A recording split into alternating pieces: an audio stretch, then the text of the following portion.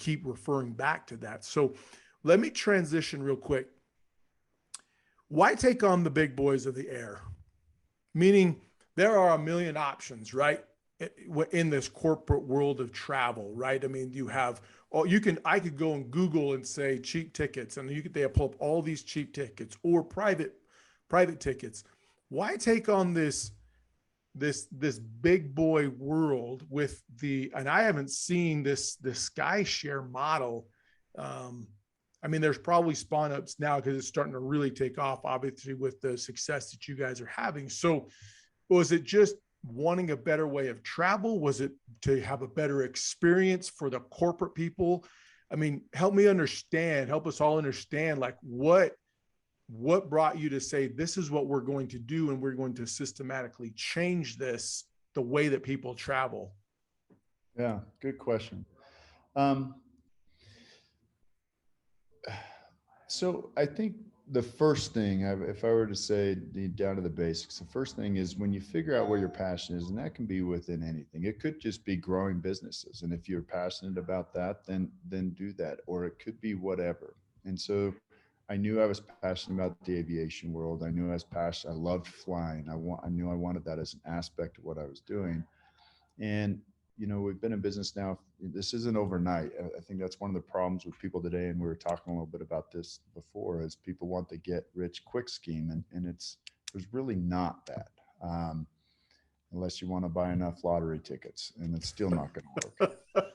But for the So true. first 9 years, it was a grind, and it's still a grind. But I guess what I mean is, during those first 9 years, I was always trying to figure out what can I do to separate myself. Yes, I'm in the field, in the passionate area of where I want to be. So I like going to work and I feel good about it.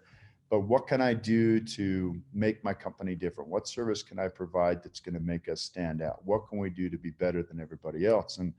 And about 3.5 years ago, I had sold a couple of private jets from the Ukraine that were actually coming back to the United States. And I was riding with one of the pilots on one of them, and I just found out what he did. And he worked for this fractional company that was back east. And I was like, God, there's really nothing like that out here in the Western US. So I spent the next few months doing a ton of research on all of the different programs that are out there. What's good about them? What's bad about them? What could I do to make us different? How can I make it more simple for our owners and higher level of customer service? And I tell my team all the time that we're in the service industry. That's what we are. Our airplanes are the tools. We are in the service and experience industry. If we can deliver an amazing experience with great service, they're expecting the plane to be safe and fly. That's expectation, but it's all the stuff above that, the level of service. And if we can deliver that, one of our core values is deliver the wow.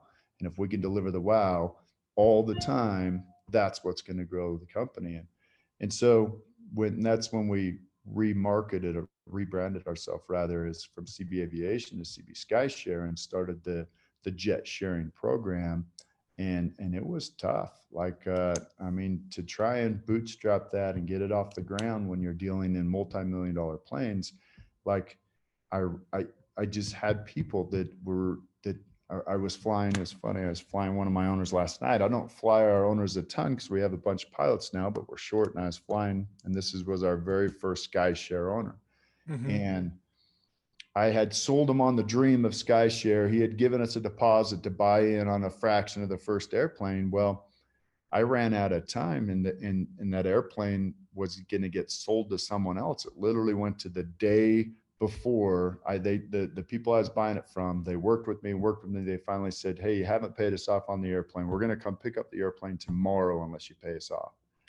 So Scott Keller is my client last night that I was flying, and we were actually talking about this till about midnight last night after we landed. And he's like, "Cory, I don't know why I trusted you." He's like, "I barely knew you, but I just felt that I wasn't worried about you.